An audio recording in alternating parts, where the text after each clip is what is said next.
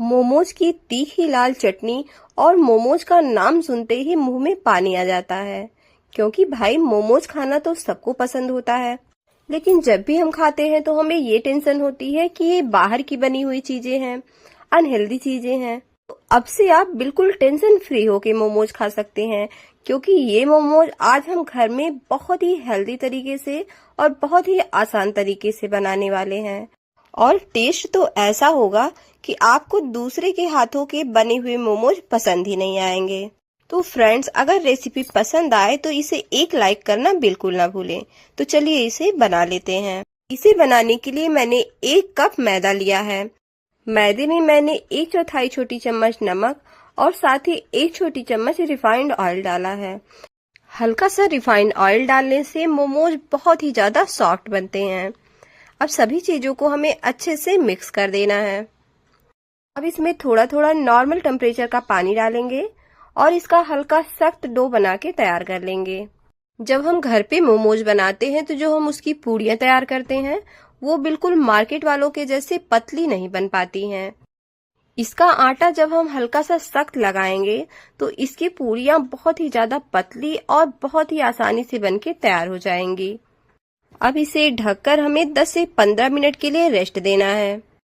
Rest देने के बाद वापस से हम आटे को चेक कर लेते हैं। आटे को एक बार फिर से अच्छे से मसल लेंगे, जिससे आटा बिल्कुल स्मूथ हो जाएगा।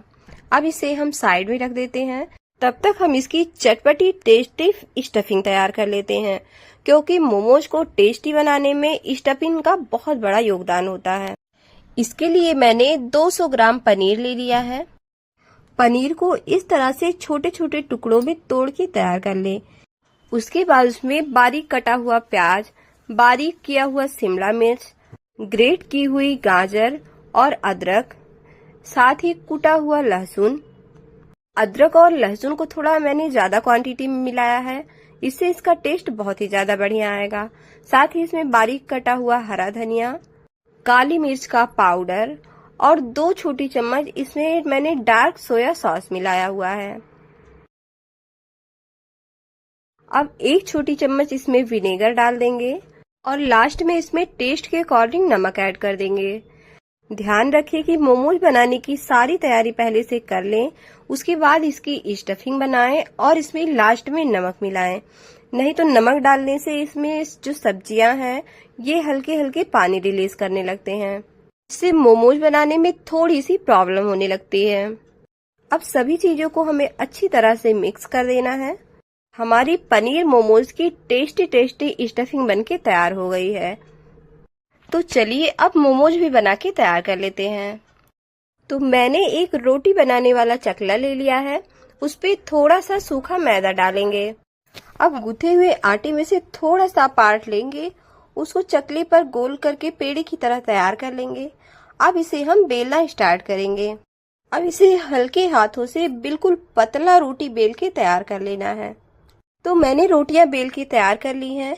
अब इस तरह से कोई ग्लास या कटोरी ले लें, जिसके किनारे थोड़ा शार्प हो और जिससे ये बहुत ही आसानी से कट के तैयार हो जाए। जिस भी साइज का आपको बनाना हो उसी हिसाब से इसकी पूरियां इस तरह से काट के तैयार कर लें।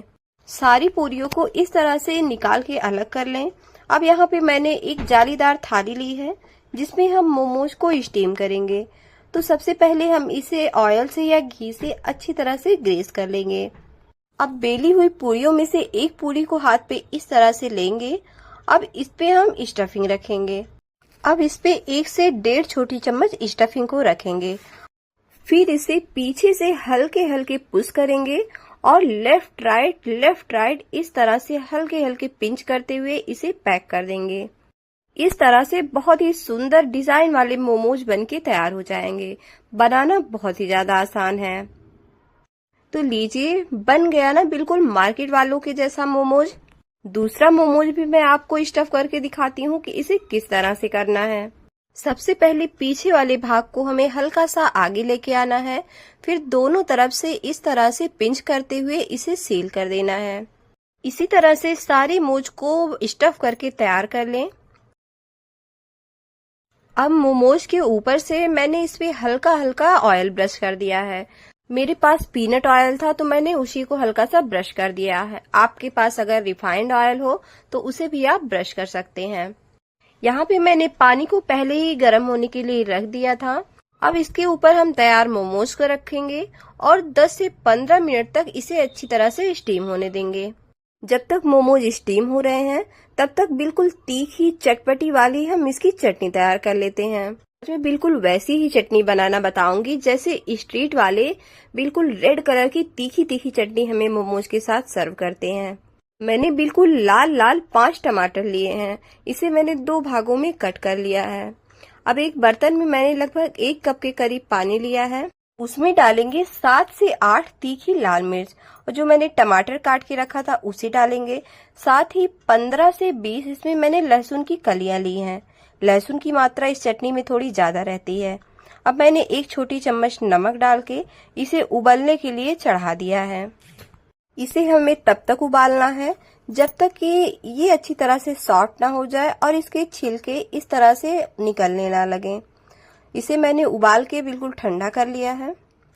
अब इसके छिलकों को हमें निकाल देना है। टमाटर अच्छी तरह मैंने उबाले हैं तो छिलके बहुत ही आसानी से निकल जा रहे हैं। सारे छिलकों को निकाल लेंगे। उसके बाद इसे ग्राइंडिंग जार में ट्रांसफर कर देंगे। अब हमें इसका फाइन पेस्ट बना के तैयार कर लेना है। अगर आपको नमक की मात्रा कम लगे तो इसमें बाद में एडजस्ट कर लें। मैंने इसे अच्छी तरह से ग्राइंड कर लिया है। अब इसे हम साइड में रखते हैं। तब तक हम अपना मोमोज चेक कर लेते हैं। मोमोज जब 10 से 15 मिनट स्टीम हो जाएंगे तो ये ट्रांसपेरेंट दिखने लगेंगे। मतलब जब यह अच्छे से स्टीम हो जाएगा तो इसके अंदर जो हमने स्टफिंग भरी है वो ऊपर से ही हल्के हल्के दिखने लगेंगे। इसका मतलब सारे मोमोज अच्छी तरह से स्टीम हो चुके हैं। अब इसके ऊपर से हल्का सा फिर से ऑयल ब्रश कर देंगे। इससे हमारे मोमोज बहुत ही शाइनी भी बनेंगे और साथ ही सॉफ्ट भी होंगे। इसे गैस से नीचे उतार लेते हैं और इसे कटी हुई हरी धनिया से गार्निश कर देते हैं। मोमोज बनके बिल्कुल तैयार हो गए हैं। अब इसे खाने के लिए बिल्कुल भी वेट नहीं हो रहा है। तो सबसे पहले सर्व करेंगे मोमोज की तीखी लाल चटनी और फिर गर्मा गर्म मोमोज से इसे हम एंजॉय करेंगे। ये जो लाल चटनी की रेसिपी है इसे आप किसी भी टाइप के मोमोज के साथ सर्व कर सकते हैं। एक बार आप इसे बना के खाएंगे बिल्कुल आपको मार्केट वाले मोमोज से भी ज्यादा बढ़िया टेस्ट आएगा। तो फ्रेंड्स, आपको ये मोमोज की रेसिपी कैसी लगी कमेंट करके जरूर बताएं और वीडियो पसंद आई हो तो इसे एक लाइक करना बिल्कुल ना भूलें। साथ ही अगर चैनल पर नए हैं तो चैनल को भी जरूर सब्सक्राइब करें। Thanks for watching.